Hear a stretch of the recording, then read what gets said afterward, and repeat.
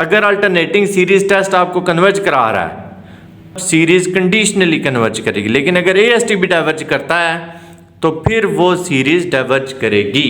Sequence एक ऐसा function है जिसकी डोमेन नेचुरल नंबर्स का सबसेट होगी। उदाहरण 1 के अकॉर्डिंग इधर हमारे पास कोई ना कोई एफ ऑफ 1 होगा, 2 के हिसाब से एफ ऑफ 2, इसी तरह एफ ऑफ 3 और एफ ऑफ 4। एफ ऑफ 1 को हम a1 कह देते हैं, एफ ऑफ 2 को a2, एफ ऑफ 3 को a3, एफ ऑफ 4 को a4। ये हमारे पास एक सीक्वेंस बन चुकी है, a1, a2, a3, a4। अब जो डोमेन है वो फाइनाइट है, तो ये सीक्वेंस भी आपको फाइनाइट मिलेगी। डोमेन अगर इन्फिनिट है तो सीक्वेंस भी आपको इन्फिनिटी मिलेगी। रेंज के एलिमेंट्स हैं, यानी कि जो सीक्वेंस है आपकी, अगर वो सारे रियल नंबर्स हैं तो वो सीक्वेंस रियल सीक्वेंस कहलाएगी। लेकिन अगर उसमें कॉम्प्लेक्स नंबर कोई एक भी आ गया, सीक्वेंस ऑफ कॉम्प्लेक्स नंबर्स कहलाएगी। A sequence an is said to converge if its nth term an approaches a definite number as n increases without bound। जो an आपको ब्रैकेट में लिखा हुआ नजर आ रहा है, ये हम पूरी की पूरी सीक्वेंस को इस तरह शो करते हैं, a1, a2, a3 up to an। Converge उस वक्त करती है जब इसकी nth टर्म an को अप्रोच कर रही हो और आप उस पर लिमिट अप्लाई करें, n अप्रोचेज इन्फिनिटी। आपने nth टर्म लिखनी है तो फिर आप ये ब्रैकेट्स नहीं देंगे, फिर आप सिर्फ an लिखेंगे। ये तो एक इनफॉर्मल डेफिनेशन थी। फॉर्मल डेफिनेशन क्या है? A sequence an is said to have a limit l for any epsilon greater than 0 there exist a positive integer n not such that absolute value of an minus l is less than epsilon for all n greater than n not. आसान लफ्जों में ऐसे समझ लें कि जब आप a1 minus L, a2 minus L, a3 minus L up to an minus L उनकी एब्सोल्यूट वैल्यूज़ कंसिडर करें तो आपके पास उनका आंसर एप्सिलॉन से कम आना चाहिए। एप्सिलॉन अब 0.1 ज़हन में रख के चल पड़े, 0.1 से कम उसका आंसर आए। This is equivalent to saying that all terms of the sequence when n is greater than n not belong to open interval. या आप ऐसे कह लें कि आपके पास जो भी रिजल्ट आ रहा है वो इस ओपन इंटरवल से बिलोंग कर रहा हो, l minus epsilon, l plus epsilon. फर्ज करते हैं आपके पास l का आंसर 5 आ रहा है, तो आपके पास जितनी भी टर्म्स होंगी वो 5 प्लस 0.1 और 5 माइनस 0.1 यानी कि 4.9 से 5.1 के अंदर ही कोई नंबर उनका आना चाहिए। ऐसे भी आप कह सकते हैं for sequence an has limit l we say that the sequence an converges to l और the sequence is convergent and has its limit l symbolically written as an approaches l when n approaches infinity. यानी कि जब आप n approaches infinity उस sequence पे apply करेंगे तो आपके पास जो an आएगा वो l को अप्रोच कर रहा होगा। सीक्वेंस अगर कन्वर्ज कर रही है तो उसकी लिमिट हमेशा यूनिक होती है। If the sequence converges then its limit is unique. Sequence diverge कब करती है?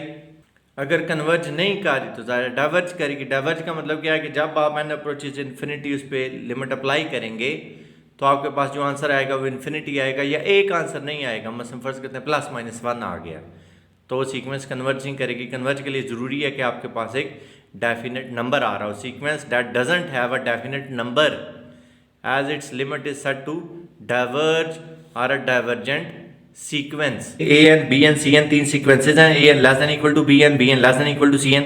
अगर an और cn इन दोनों की जो लिमिट है वो l आ रही है तो bn की लिमिट भी l ही आएगी। ये सैंडविच थ्योरम है। Bounded sequence, a sequence an is said to be bounded if and only if there is a positive number m such that absolute value of an is less than equal to m for all n। Next theorem है convergent sequence is bounded. लेकिन bounded converge करे ये जरूरी नहीं होता।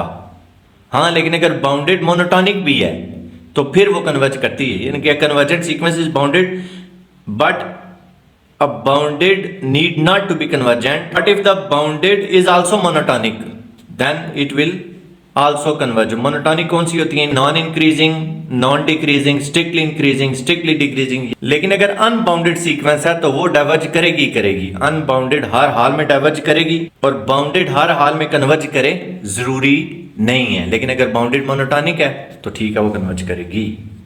Monotonic sequences कौन सी हैं जी? If an is less than equal to an plus 1 यानी कि जो नेक्स्ट टर्म आ रही है आपके पास वो पहले वाली टर्म से बड़ी हो, हम उसको नॉन डिक्रीजिंग कहते हैं।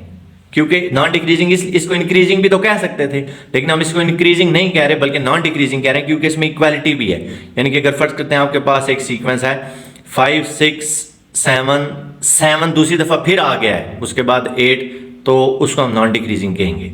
लेकिन अगर 5 6 7 8 9 इस तरह की आ रही हो फिर हम उसको स्ट्रिक्टली इंक्रीजिंग कहते हैं, सिर्फ इंक्रीजिंग नहीं। इसी तरह नॉन इंक्रीजिंग और स्ट्रिक्टली डिक्रीजिंग का भी कंसेप्ट है कि आपके पास जो नेक्स्ट टर्म्स आ रही हैं वो कुछ छोटी हैं लेकिन इक्वल भी हैं, मतलब 5 4 3 फिर 3 आ गया है 2 1, तो वो नॉन इंक्रीजिंग कहलाएगी। लेकिन अगर 5 4 3 2 1 आ रहा है तो फिर वो स्ट्रिक्टली डिक्रीजिंग कहलाती है। All such sequences are monotone और मोनोटोनिक सीक्वेंसेस। नेक्स्ट थ्योरम है जो भी मैं आपको बता रहा था, bounded monotonic sequences convergent. Sequence को तो थोड़ा बहुत हमने चेक कर लिया, अब हम सीरीज की बात करते हैं, इन्फिनिट सीरीज। पहले बल्कि सीरीज देख लें। जैसे हमने सीक्वेंस लिखी थी A1, A2, A3, तो अगर आप उनमें प्लस लिख दें 1 + A2 + A3 up to so on, तो उसको हम सीरीज बोलते हैं। सीरीज की फिर आगे से काफ़ी सारी टाइप्स हैं। अगर सीरीज रुक गई है, AN पे रोक दिया आपने, या पहली 3 टर्म्स रोक दी, या पहली 10 टर्म्स पे रोक दिया, फिर वो फाइनाइट सीरीज कहलाती है। लेकिन अगर आप टू सो ऑन आप कर रहे हैं फिर हम उसको इन्फिनिट सीरीज कहते हैं। अब इन्फिनिट हो या फाइनाइट हो उसके अंदर भी 3-4 टाइप्स हैं। पहली टाइप तो ये है कि सारी की सारी जो टर्म्स हैं वो सारी प्लस के साथ आ रही हों, तो वो infinite series of positive terms कहलाएगी। सारी नेगेटिव आ रही हों तो infinite series of negative terms कहलाएगी। अगर पॉजिटिव और नेगेटिव दोनों आ रही हों फिर हम उसको मिक्स सीरीज बोलते हैं, मिक्स इन्फिनिट सीरीज। एक और स्पेशल है जो आप आगे चल के पढ़ लेंगे, उसमें पहली प्लस आएगा तो फिर दूसरी माइनस होती है, फिर तीसरी प्लस, चौथी माइनस, यानी कि प्लस माइनस ऐसे चल रहा होता है, या माइनस प्लस ऐसे भी आ रहा होता है। उस सीरीज को हम अल्टरनेटिंग सीरीज बोलते हैं। उसके लिए स्पेशल टेस्ट है AST, वो हम चेक कर लेंगे। इन्फिनिट सीरीज को नॉर्मली हम इस तरह शो करते हैं, summation AN where n = 1 to infinity, या कहीं डिफाइन हम नहीं भी लिखते, summation AN 1 to infinity। SN भी लिखा होता है, KN भी लिखा होता है। नेक्स्ट है सीक्वेंस ऑफ पार्शियल सम्स। अब ये क्या चीज़ है, इसको आपने गौर से देखना है। S1 हम कह रहे हैं सिर्फ पहली टर्म को, S2 हम कह रहे हैं पहली 2 टर्म्स के सम को, फिर S3 कह रहे हैं पहली 3 टर्म्स के सम को, इसी तरह SN कह रहे हैं n टर्म्स के सम को।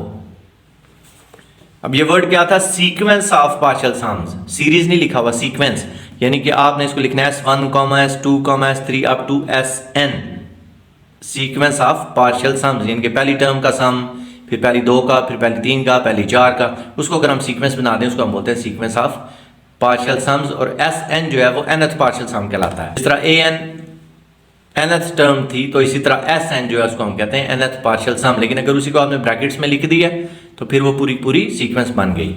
Let Sn be the sequence of partial sums of the series AN. If the sequence converges to limit S, then AN is said to converge.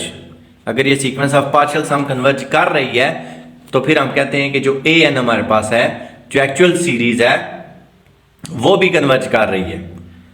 If the sequence Sn converges to S, then summation n is equal to 1 to infinity is said to converge, and S is called the sum of the series. In this case we write summation an 1 to infinity is equal to S. If the sequence Sn diverges, then the series an also diverge, यानी कि अगर Sn converge कर रही है तो an भी converge कर रही है, अगर Sn डाइवर्ज कर रही है तो an भी डाइवर्ज कर रही है। एक एग्जांपल चेक करते हैं। Find the sum of the series. Series है 3/10 + 3/² + 3/³ अप टू सो ऑन। अब ये एक ज्योमेट्रिक सीरीज है। ज्योमेट्रिक सीरीज का हमें कैसे पता चलता है, second term divided by first term, इसी तरह third term divided by second term, जिसको हम कॉमन रेशियो बोलते हैं। एफएससी में आप पढ़ चुके होंगे। अगर सीरीज ज्योमेट्रिक है तो सम ऑफ n टर्म्स का फार्मूला था a × 1 - r raised to power n divided by 1 - r। a first term 3/10 put हो गया, r 1/10 हमारे पास आ रहा है, पावर n है तो पावर n लिख देंगे, यहाँ पे 1 - r 1 - 1/10 हो गया। इसको हम सिंप्लीफाई करते हैं। जब हमने लिमिट अप्लाई किया n अप्रोचेस इन्फिनिटी तो 1/∞ 0 आ गया, 1 - 0 1, यानी कि 1/3 इसका आंसर आ गया। मैट्रिक सीरीज दी हुई है, हमने बताना है कि वो कब कन्वर्ज करती है, कब डाइवर्ज करती है, उसकी स्टैंडर्ड फॉर्म है। तो यहीं से हम रिजल्ट्स निकाल लेंगे जिनको हम आगे नेक्स्ट क्वेश्चंस में अप्लाई करेंगे। ये सीरीज कन्वर्ज कब करती है, अगर absolute value of r less than 1 है। अगर ग्रेटर देन 1 है तो तब भी डाइवर्ज करेगी, इक्वल टू 1 है तो तब भी डाइवर्ज करेगी। हम सीरीज की कन्वर्जेंस और डाइवर्जेंस चेक करते हैं। अगर तो आपको पेपर में एक स्पेसिफिक टेस्ट कहा गया है तो फिर आपने वही अप्लाई करना है, अगर नहीं कहा गया तो फिर आप कोई भी अप्लाई कर सकते हैं। तो मेरा मशवरा ये है कि आपने स्टार्ट डाइवर्जेंस टेस्ट से ही करना है। आप सीधा सीधा उस पर लिमिट अप्लाई करें, अगर उसका आंसर 0 नहीं आता तो वो सीरीज डाइवर्ज करेगी। अगर 0 आ जाता है तो फिर ज़रूरी नहीं है कि वो कन्वर्ज करे, वो फिर कन्वर्ज भी कर सकती है, डाइवर्ज भी कर सकती है। इसीलिए हम इसको डाइवर्जेंस टेस्ट कहते हैं कि ये सिर्फ डाइवर्जेंस के बारे में आपको बताएगा। आपने लिमिट अप्लाई करनी है, अगर 0 नहीं आ रहा तो मतलब वो सीरीज डाइवर्ज कर रही है, डेट्स इट। जैसे ये क्वेश्चन है हमारे पास 5n + 2/3n - 1, हम इस पे लिमिट अप्लाई करते हैं, n अप्रोचेज इन्फिनिटी।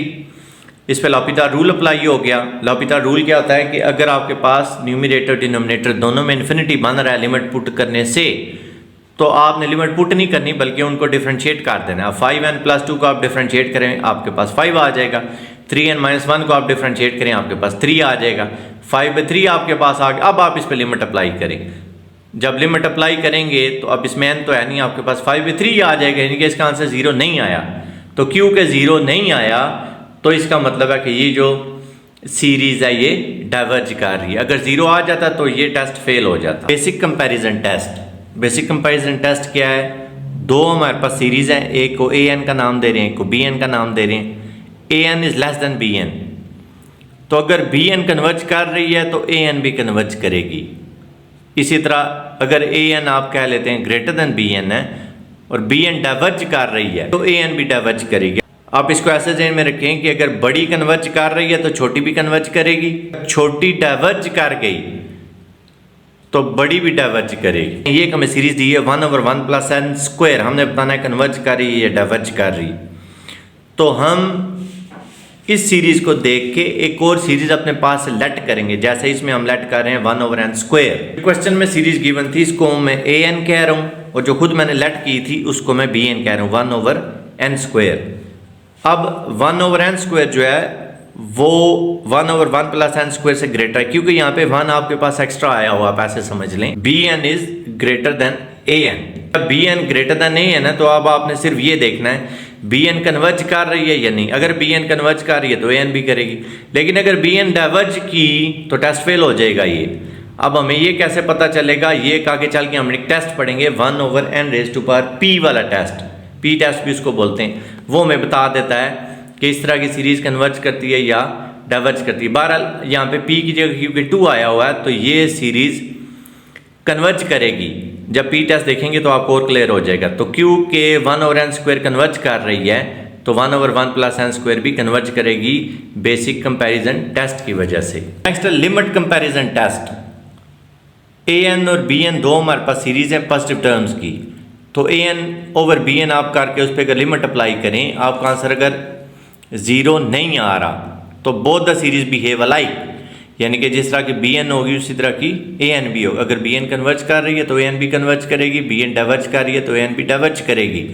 इसी तरह अगर आपके पास आंसर आ रहा है 0 और bn कन्वर्ज कर रही है तो an भी कन्वर्ज करेगी, लेकिन अगर bn ने डाइवर्ज किया तो टेस्ट फेल हो जाएगा। इस तरह अगर आंसर आ रहा है इन्फिनिटी और bn डाइवर्ज कर रही है तो an भी डाइवर्ज करेगी। सीरीज में दी हुई n + 1/2n² + 1, इसको मैं an कह लेता हूँ। अब bn यहाँ से हमने जनरेट करनी है, कोई रूल नहीं है उसका, लेकिन नॉर्मली हम ऐसे करते होते हैं कि n की जो मैक्सिमम पावर है वो कंसिडर कर लेते हैं न्यूमरेटर में भी और डिनोमिनेटर में भी। जैसे यहाँ पे n है, यहाँ पे n² है तो n/n² हमारे पास 1/n आ जाएगा। इस तरह हमने bn को जज कर लिया। अब हम इस टेस्ट को अप्लाई करते हैं। an/bn limit n approaches infinity, इसको जब हम सिंप्लीफाई करते हैं हमारे पास आ जाता है 1/2 विच इज ग्रेटर देन 0। तो 1/n क्योंकि डाइवर्ज करती है, ये आपको p टेस्ट से आगे पता चल जाएगा। Both the series behave alike, अगर 1/n डाइवर्ज कर रही है तो हमारी ओरिजिनल जो सीरीज है वो भी डाइवर्ज करेगी। इंटीग्रल टेस्ट, इसमें क्या करना है जी, आपने सीधा सीधा इंटीग्रेट कर देना है और लिमिट आपने रखनी है 1 to ∞। इंटीग्रेट करने के बाद जो आंसर आपके पास आ रहा है वो अगर एक डेफिनेट नंबर आ रहा है तो उसका मतलब होगा कि वो सीरीज कन्वर्ज कर रही है। अगर आंसर इन्फिनिटी या एक से ज़्यादा नंबर आ रहे हैं तो उसका मतलब होगा कि हमारी सीरीज डाइवर्ज कर रही है। Kashi integral test. 1/n को हमने चेक करना है कन्वर्ज कर रही है या डाइवर्ज कर रही है। तो 1/n को हम हार्मोनिक सीरीज भी बोलते हैं, इसलिए क्वेश्चन हम सॉल्व कर रहे हैं, आपने इसका नाम याद रखना है। f(x) हमारे पास 1/x आ गया, क्योंकि 1/n था तो उसी तरह का हमने f(x) लिखना है, n की जगह आप x लिख लेंगे। f(x) हो गया 1/x, इस पे हमने लिमिट अप्लाई की और लिमिट हमने क्या रखनी थी 1 to infinity। एक सॉल्व करने का उसको एक प्रॉपर तरीकाकार इसी से आप सॉल्व करेंगे, डायरेक्ट रफ में सॉल्व करके आप चेक कर लें। जब आप इसको सॉल्व करेंगे आंसर आपका इन्फिनिटी आ रहा है, तो मतलब कि 1/n जो है वो डाइवर्ज कर रही है। अगर आंसर एक डेफिनेट नंबर आता तो हम कहते हैं 1/n कन्वर्ज करेगी। नेक्स्ट है P test. Test for convergence the P series hyper harmonic series 1/n raise to power p। तो अगर p आपके पास 1 से ज़्यादा आ रहा है, 2 3 4 5 कह लें, तो सीरीज आपके पास कन्वर्ज करेगी। जैसे 1/n स्क्वायर अभी आपने क्वेश्चन किया था, उसमें मैंने कहा था 1/n स्क्वायर कन्वर्ज कर रही है। क्यों कर रही है? पी टेस्ट की वजह से। लेकिन अगर p 1 आए या 1 से छोटा कोई नंबर आ जाए, -1 आ जाए, -2 आ जाए, तो फिर ये सीरीज डाइवर्ज करेगी। नेक्स्ट है रेशियो टेस्ट या d'Alembert test. Ratio test ये है कि आपके पास जो an दिया हुआ होगा, आपने वहाँ से n+1 फाइंड कर लेना है। n की जगह आप n+1 पुट कर लेंगे, आपको an+1 मिल जाएगा। फिर आप इनको डिवाइड करेंगे और लिमिट अप्लाई करेंगे, an+1/an limit n approaches infinity. जो भी आपके पास आंसर आ रहा है, अगर वो आया 1 तो ये टेस्ट फेल हो जाएगा। लेकिन अगर <1 है तो वो सीरीज कन्वर्ज करेगी, <1 है तो वो सीरीज डाइवर्ज करेगी। काशी रूट टेस्ट वो भी इसी तरह है। आपने an जो आपके पास होगा, आपने उसकी पावर 1/n लेनी है, n अप्रोचेज इन्फिनिटी, उस पर लिमिट अप्लाई करनी है। जो आंसर आएगा, अगर 1 आया तो टेस्ट फेल, अगर <1 आया तो मतलब सीरीज कन्वर्ज कर रही है, <1 आया तो मतलब सीरीज डाइवर्ज कर रही है। पहले इंटीग्रल टेस्ट, रेशियो टेस्ट और काशी रूट टेस्ट, इनकी एक एक एग्जांपल चेक करते हैं। फिर उसके बाद अल्टरनेटिंग सीरीज टेस्ट, उसकी example, absolute convergence, conditional convergence और पावर सीरीज, फिर इसको चेक करेंगे। Tangent inverse n divided by 1 + n square. तो अगर हमने इसको इंटीग्रल टेस्ट से करना है तो n की जगह हम x लिख देंगे, tangent inverse x into 1/1 + x square, limit आ जाएगी 1 to infinity। अब टेंजेंट इनवर्स x का डेरिवेटिव साथ मौजूद है 1/1 + x स्क्वायर, तो हम इसमें n+1/n+1 वाला फार्मूला अप्लाई कर देंगे। आ जाएगा टेंजेंट इनवर्स x उसका स्क्वायर डिवाइडेड बाई 2 और लिमिट हो जाएगी 1 to infinity। अब लिमिट अप्लाई करते हैं, जब लिमिट अप्लाई करेंगे ये आ जाएगा square of tangent inverse infinity minus square of tangent inverse 1। Tangent की वैल्यू इन्फिनिटी π/2 पे होती है, 1 जो है 45 डिग्री के π/4 पे होती है। इसको सिंप्लीफाई करेंगे, ये आ जाएगा 3π²/32। तो एक डेफिनेट नंबर आया, इसका मतलब ये सीरीज इंटीग्रल टेस्ट की वजह से कन्वर्ज कर रही है। अब हम रेशियो टेस्ट की एग्जांपल चेक करते हैं। an हमें दिया हुआ n raise to power 4 divided by 2 raise to power n, तो n+1 जब करेंगे वो आ जाएगा n+1 raise to power 4 divided by 2 raise to power n+1। फिर n+1/an जब करेंगे, इसमें जो कटिंग वगैरह हो रही है करके लिमिट अप्लाई करेंगे, ये हमारे पास 1/2 आ गया विच इज़ <1। तो इसका मतलब है कि ये सीरीज जो है वो कन्वर्ज कर रही है। इसकी डाइवर्जेंस वाली भी एक एग्जांपल देख लेते हैं। n factorial divided by n square, ये हमें an दिया है। तो आमतौर पे जो फैक्टोरियल वाले क्वेश्चन है वो रेशियो टेस्ट से जरा इजी हो जाते हैं। an+1 n+1 होल फैक्टोरियल आ जाएगा और n+1 होल स्क्वायर आ जाएगा। n+1/an जब करेंगे ये आ जाएगा whole factorial of n+1 divided by whole square of n+1 into n square by n factorial. तो n+1 फैक्टोरियल को हम लिख लेंगे n+1 into n factorial. n factorial इस n फैक्टोरियल से कैंसिल हो जाएगा, इन दोनों को हम a की पावर में लिख लेते हैं। तो सिंप्लीफाई करके हमारे पास आ जाएगा n square divided by n+1, limit apply करेंगे, आंसर इन्फिनिटी आ रहा है। इसका मतलब है कि रेशियो टेस्ट की वजह से ये सीरीज डाइवर्ज कर रही है। अब आते हैं काशी रूट टेस्ट की एग्जाम्पल पे। an हमें दिया हुआ है n/2 n+1 raise to power n, तो जहाँ पे होल पावर n हो वहाँ पे आमतौर पर हम रूट टेस्ट लगाते हैं। की वजह क्या होती है, n और 1/n कैंसिल हो जाते हैं। जैसे ही हमने अप्लाई किया हुआ n और 1/n कैंसिल हो जाएंगे, बाकी हमारे पास आ गया n/2 n+1। लॉपितार रूल अब अप्लाई हो जाएगा कि ऊपर भी इन्फिनिटी बन रहा है, नीचे भी ऊपर n का डेरिवेटिव 1 आ गया, नीचे 2n का 2 आ गया, 1/2 विच इज़ <1। तो रूट टेस्ट की वजह से ये सीरीज कन्वर्ज करेगी। सीरीज हमें दी हुई है, हमें बताना है कि कन्वर्ज कर रही है या डाइवर्ज कर रही है, और रेशियो टेस्ट यूज करके हमने बताना है। तो ये जो कुछ भी है इसको हम an कहते होते हैं। an+1 फाइंड कर लेते हैं, इनके जहाँ पे n है वहाँ पे हमने n+1 लिख लेना है और उसको सिंप्लीफाई करेंगे, आ जाएगा n factorial whole divided by whole square of n+2। फिर हम n+1/a फाइंड कर लेंगे, n+1 की वैल्यू पुट करेंगे, a की वैल्यू पुट करेंगे, इसको थोड़ा सिंप्लीफाई करवाएंगे। तो इसको थोड़ा हम सिंप्लीफाई करेंगे, n फैक्टोरियल को लिख देंगे n इंटू n-1, ताकि n-1 factorial n-1 factorial cancel हो जाए। इन दोनों को हमने a की स्क्वायर में लिख लिया है। तो इसका एज क्या होगा कि हम इसमें से n कॉमन लेंगे, n कॉमन लेने से दोनों कैंसिल हो जाएंगे। लिमिट का रूल है कि वो पावर के अंदर भी अप्लाई हो जाती है, वो अब हम लिमिट अप्लाई कर देंगे। ये हमने लिमिट अंदर अप्लाई कर दी। लिमिट अप्लाई करने से क्या हुआ, 1/∞ 0, 2/∞ 0, यहाँ से हमारे पास 1 आ गया, 1 का स्क्वायर 1 होता है, आंसर आया इन्फिनिटी। तो इन्फिनिटी आने की वजह से हमें पता चल गया कि ये सीरीज डाइवर्ज करेगी, क्योंकि रेशियो टेस्ट हमें बताता ही है कि अगर इन्फिनिटी आ रहा है या ग्रेटर देन 1 कोई आंसर आ रहा है तो डाइवर्ज करेगी सीक्वेंस, लेस देन 1 आ रहा है तो कन्वर्ज करेगी, अगर 1 आता है तो वो टेस्ट फेल हो जाता है। Next, the convergence of this series by Cauchy root test, यानी अब आपने काशी रूट टेस्ट। अच्छा, अगर क्वेश्चन में आपको गिवन नहीं होता कि आप कौन से टेस्ट यूज करें, तो जो भी टेस्ट आप यूज कर रहे हैं उसका एंड में आपने रेफरेंस देना है, उसके नंबर है, हमारा नंबर कटेंगे, आपने बताना है कि आप किस टेस्ट को यूज करके इसको कन्वर्ज या डाइवर्ज शो कर रहे हैं, क्योंकि एक टेस्ट हो सकता है आपको डाइवर्जेंस दे रहा हो, दूसरा टेस्ट आपको कन्वर्ज दे दे, तो फिर इसलिए उस टेस्ट को मेंशन करना जरूरी होता है। बहरहाल जो हमारे पास सीक्वेंस थी वो हमने ए एन के इक्वल करके लिख लिया। जो रूट टेस्ट है वो हमें ये कहता है कि आप पावर 1/n ले, दोनों तरफ पावर 1/n आ गई। अब रूल ऑफ पावर यूज हुआ, n और n कैंसिल हो गए। ये जो -1 है इसको मैंने n की पावर -1 लिख दिया है, ये भी वही रूल ऑफ पावर यूज हो रहा है। फिर हमने लिमिट अप्लाई कर दी। जब लिमिट अप्लाई की तो भी आपको मैंने लिमिट का रूल बताया था, पावर के अंदर भी अप्लाई हो जाती है, इनकेस -1 को छोड़ के जो कुछ भी अंदर है उस पर लिमिट अप्लाई हो जाएगी। अब ये एक थ्योरम है जो हमें कहता है कि limit 1 + 1/n raise to power n and n approaches infinity is equal to small e, तो इसकी जगह हमने स्मॉल e लिख दी है।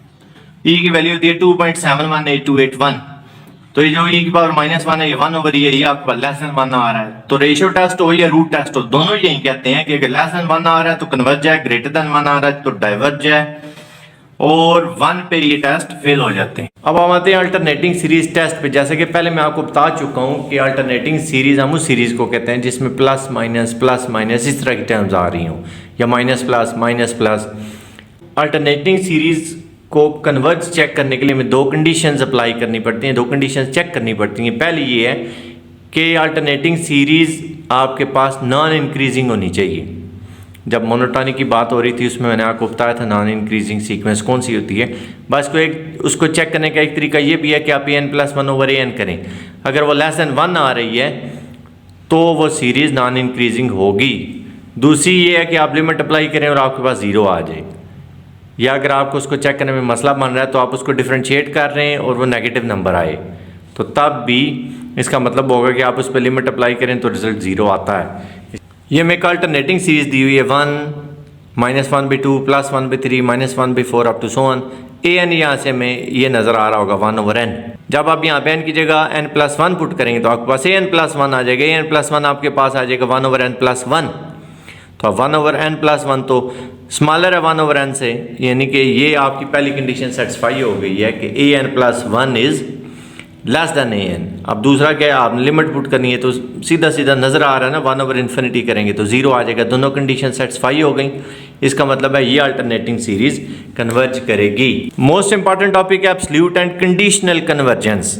अब ये हमें कैसे पता चलता है, series an is said to converge absolutely if its absolute value converges. अगर एब्सोल्यूट वैल्यू कन्वर्ज कर रही है तो सीरीज कन्वर्ज करेगी, और अगर एब्सोल्यूट वैल्यू डाइवर्ज कर रही है फिर अब आपने अल्टरनेटिंग सीरीज टेस्ट पे जाना है। अगर अल्टरनेटिंग सीरीज टेस्ट भी डाइवर्ज करे तो वो सीरीज वाकई डाइवर्ज कर रही होगी, लेकिन अगर अल्टरनेटिंग सीरीज टेस्ट कन्वर्ज कर जाता है तो फिर हम कहेंगे कि वो सीरीज कंडीशनली कन्वर्ज कर रही है। इस बात पे जरा गौर करें, अगर एब्सोल्यूट वैल्यू कन्वर्ज कर रही है तो कन्वर्जेंस हो गई, लेकिन अगर एब्सोल्यूट वैल्यू डाइवर्ज कर रही है तो डाइवर्जेंस अभी प्रूव नहीं हुई। आपने फिर AST पे जाना है, अल्टरनेटिंग सीरीज टेस्ट पे। अगर अल्टरनेटिंग सीरीज टेस्ट आपको कन्वर्ज करा रहा है तो मतलब सीरीज कंडीशनली कन्वर्ज करेगी, लेकिन अगर AST भी डाइवर्ज करता है तो फिर वो सीरीज डाइवर्ज करेगी। अब हम एक क्वेश्चन चेक करते हैं, एब्सोल्यूट कन्वर्जेंस, कंडीशनल कन्वर्जेंस और डाइवर्जेंस। इसी एक क्वेश्चन से आपको इंशाल्लाह क्लियर हो जाएगा। इस तरह का जो क्वेश्चन होगा उसमें ये -1 की पावर n ये चीज आपके साथ मौजूद होगी। इसको छोड़ के जो कुछ भी होगा उसको आपने absolute value of an let कर लेना है, जैसे मैंने किया absolute value of an n+2/n × n+1। मैं इसको बेसिक कंपैरिजन टेस्ट से प्रूव करना चाहता हूँ, और भी टेस्ट से आप कर सकते हैं। bn यहाँ से हमें कैसे जज होगा, यहाँ n की मैक्सिमम पावर है 1, यहाँ पे n और n जब मल्टीप्लाई होंगे n² हो जाएगा, तो जब आप n और n² को डिवाइड करेंगे हमारे पास 1/n आ जाएगी, यानी कि bn हमारे पास आ जाएगा 1/n। ये हमारे पास bn आ गया जी 1/n। n। अब आपने कैसे चेक करना है कि bn बड़ी सीरीज है या an बड़ी सीरीज है, उसके लिए आपने ज़रा सेंस से काम लेना है। जब ये देखें, जैसे मैंने लिख लिया 1/n is equal to 1/n, तो n+2/n+1 ऊपर वाली टर्म्स बड़ी हैं, नीचे वाली छोटी हैं, तो मतलब आपके पास ज़्यादा आंसर आ जाएगा, टर्म आपके पास ग्रेटर हो जाएगी। और आसान तरीका ये है कि आप n की जगह कोई नंबर पुट कर लें, मतलब 1 पुट करके 2 पुट करके आप चेक कर लें। जैसे ये मैंने लिखा है ना 1/n into n+2/n+1 is greater then 1/n। आप यहाँ पे n की जगह 2, 3, 4, 5 कोई भी नंबर पुट करके चेक करें, आपको खुद पता चल जाएगा कौन सी सीरीज ग्रेटर है। an जो है वो ग्रेटर है bn से। bn डाइवर्ज कर रही, कैसे पता चला? p टेस्ट से। p टेस्ट में हमने चेक किया था कि अगर n की जो पावर है यहाँ पे वो 1 से बड़ी हुई तो सीरीज कन्वर्ज करेगी, वरना डाइवर्ज। यहाँ पे तो अब 1 आ गया, इसका मतलब है bn जो है वो डाइवर्ज कर रही है। तो अगर छोटी डाइवर्ज करे तो बड़ी भी डाइवर्ज करेगी, ये हमने बेसिक कंपैरिजन टेस्ट में चेक किया था। अब bn क्योंकि डाइवर्ज कर रही है तो an भी डाइवर्ज करेगी, लेकिन इसकी डाइवर्जेंस का मतलब अभी फुल डाइवर्जेंस नहीं है। जब ये कन्वर्ज करती है तो क्वेश्चन यहाँ पे आपने रोक देना होता है कि ठीक है जी एन कन्वर्ज करके डेट्स ऑल। लेकिन अगर एन डाइवर्ज कर रही है तो फिर आप अल्टरनेटिंग सीरीज टेस्ट पे जाएंगे। अभी हम अल्टरनेटिंग सीरीज टेस्ट अप्लाई करते हैं। an+1 पहले हम फाइंड कर लेंगे, n की जगह हम n+1 पुट कर लेंगे, तो फिर an+1/an हम चेक करेंगे कि उसका आंसर लेस देन 1 आ रहा है नहीं आ रहा। हमने an+1/an जब चेक किया, ये हमारे पास आया n into n+3/n+1 whole square which is less than 1। अब इसमें n की जगह पे कोई नंबर, जो बात मैंने पहले की थी, कोई नंबर पुट कर लें, 3, 4, 5 कुछ भी पुट करके चेक कर लें इसका नंबर लेस देन, इसका आंसर लेस देन 1 आ रहा है नहीं आ रहा, इसका आएगा। यहाँ से हमें पता चल गया कि an+1 is less then an। Direct भी आपको पता चल सकता है, जिस तरह आप इजी हैं आप उस तरह चेक कर लें। फर्स्ट कंडीशन आपकी सेटिस्फाई हो चुकी है। दूसरी कंडीशन क्या है कि an पे आपने लिमिट अप्लाई करनी थी, n अप्रोचेज इन्फिनिटी। तो अब हम वो अप्लाई करते हैं, limit n+2/n into n+1 where n approaches infinity. अब यहाँ पे ऊपर भी इन्फिनिटी बन रहा है, नीचे भी इन्फिनिटी। लॉपिताल रूल यूज कर लेते हैं, n का डेरिवेटिव 1 आ गया, n² का 2n और n का 1। अब लिमिट पुट करें तो 1/∞ हमारे पास 0 आ गया, मतलब सेकंड कंडीशन भी सेटिस्फाई हो गई है। यानी कि ASTM में बता रहा है कि ये सीरीज कन्वर्ज कर रही है, और बेसिक कंपैरिजन टेस्ट से हमें पता चला था कि ये सीरीज डाइवर्ज कर रही है। इसका मतलब क्या है कि सीरीज एक्चुअली कंडीशनली कन्वर्ज करेगी। अब हम आते हैं पावर सीरीज पे। Infinite series of the form summation an into x minus x naught raised to power n where n is equal to 0 to infinity is called power series in x minus x naught। अब हमने find करना है radius of convergence, interval of convergence. तो उसके लिए ये बातें आपको पता होनी ज़रूरी हैं कि पावर सीरीज जो आपको दी हुई है, अगर आप उस पर काशी रूट टेस्ट या रेशियो टेस्ट, वो आप जब भी आप उस पर अप्लाई करेंगे तो आपके पास जो आंसर आ रहा होगा वो रेडियस ऑफ कन्वर्जेंस का रेसिप्रोकल होगा, यानी कि वो 1/r होगा। तो वहाँ से हमें r पता चल जाएगा क्या है। r आमतौर पे 0 होगा या इन्फिनिटी होगा या 0 से इन्फिनिटी के दरमियान होगा, तो हम कहेंगे तो पावर सीरीज कन्वर्ज कर रही है। अब ये बातें ज़रा आप गौर से सुन लें कि अगर आपके पास रेशो या रूट टेस्ट लगाने के बाद आंसर आया इन्फिनिटी, तो इन्फिनिटी 1/r के इक्वल है, यानी कि जो भी आपके पास इधर आंसर आएगा वो 1/r आएगा। तो इन्फिनिटी का रेसिप्रोकल होता है 0, यानी कि रेडियस ऑफ कन्वर्जेंस आ जाएगा 0। Power series converges only for x is equal to x0। अगर 0 आ रहा है तो 0 का रेसिप्रोकल इन्फिनिटी होता है। Then the power series converges for all x। ये आपने ज़हन में रखना है कि इधर क्या था, converges only for x is equal to x0, क्योंकि रेडियस जो हमारे पास 0 आ रहा है, यानी कि पॉइंट सर्कल आपके पास एक्चुअली बन रहा होता है। यहाँ पे पॉइंट सर्कल नहीं बन रहा, यहाँ पे आप समझ लें स्ट्रेट लाइन बन रही है एक्चुअली, कि एक ऐसा सर्कल जिसका रेडियस इन्फिनिटी है। तो उस सर्कल का मतलब स्ट्रेट लाइन एक्चुअली होता है। तो ये क्या है कि अगर और आपके पास इन्फिनिटी आ रहा है, हम कहेंगे power series converges for all x। अच्छा, अब अगर आपके पास ना 0 आ रहा है ना इन्फिनिटी आ रहा है, कोई और नंबर आ रहा है, मतलब नॉट इक्वल टू 0, तो फिर हम कहेंगे the power series converges for x in x0 minus r comma x0 plus r। यानी कि ये जो एक इंटरवल बन रहा होगा, ये आपके पास इंटरवल ऑफ कन्वर्जेंस कहलाएगा। और डाइवर्ज कब करेगी, जब x माइनस x0 आपके पास ग्रेटर देन r आएगा। पावर सीरीज का क्वेश्चन एक हमें दिया हुआ है, for the power series this, हमने रेडियस ऑफ कन्वर्जेंस उसको बताना है। तो जब आप इसको इक्वेट या कंपेयर करेंगे इससे, यहाँ से आपको नजर आ जाएगा एक्स नॉट हमारे पास 1 है। अब एक्स नॉट 1 है, ये आपने ज़हन में रखना है। ये हमारे पास एन है, sine n pi by 6 whole divided by 2 raise to power n। तो इस पे अब हम काशी रूट टेस्ट अप्लाई करते हैं। ये हमारे पास आगे जो an उसकी पावर आ गई 1/n, लिमिट हमने अप्लाई कर दी। उसको जब हमने सिंप्लीफाई किया है, सिंप्लीफाई मैंने कर दी, इसको आप चेक कर लें। 2 की पावर n और उसकी पावर 1/n, ये तो कैंसिल हो जाएंगे, तो 1/2 कांस्टेंट बाहर आ जाएगा। बाकी जब आप लिमिट अप्लाई करेंगे 1/∞ क्या होता है 0, तो किसी भी टर्म की पावर 0 1 के इक्वल होती। यहाँ से हमारे पास 1/2 आ गया। अब 1/2 का रेसिप्रोकल क्या है 2, तो रेडियस हमारे पास क्या आ गया 2। Therefore, r is equal to 2. The theorem about the convergence of power series implies that the series converges absolutely uniformly in the closed subinterval -1 to 3 and diverges if x is less than -1 and x is greater than 3. अब ये -1 to 3 ये interval कैसे पता चला है, x not -r और x not +r से। ये जो भी 3-4 पीछे हमने कंडीशंस पढ़ी थी वो हमने लिख ली, x not -r, x not +r। x not हमने क्वेश्चन के शुरू में बताया था 1 है, r हमने 2 निकाला, तो 1 - 2 और 1 + 2, ये इंटरवल हमारे पास आ जाएगा -1 से 3 तक। यानी कि इस इंटरवल में हमारे पास सीरीज कन्वर्ज करेगी और -1 से पीछे भी और 3 से आगे भी ये सीरीज डाइवर्ज करेगी। x raise to power n divided by n factorial, इसमें अब हम रेशियो टेस्ट अप्लाई कर रहे हैं। तो an है हमारे पास 1/n फैक्टोरियल, तो an+1 जब हम निकालेंगे वो हो जाएगा होल फैक्टोरियल ऑफ n+1। इन दोनों को हम डिवाइड कर लेते हैं, डिवाइड करके हमारे पास 0 आ रहा है। तो 0 का रेसिप्रोकल होता है इन्फिनिटी, मतलब r हमारे पास क्या आ रहा है infinity, that is the series converges for all the values of x। लेकिन अगर यहाँ पे आता है इन्फिनिटी तो फिर रेडियस ऑफ कन्वर्जेंस हमारे पास क्या आता है 0, फिर हम कहते हैं वो x is equal to x naught के लिए कन्वर्ज कर रही है, वो भी देखते हैं। Factorial into x raise to power n, यानी कि an हमारे पास आ जाएगा n फैक्टोरियल, an+1 आ जाएगा n+1 होल फैक्टोरियल, उनको हम डिवाइड करेंगे।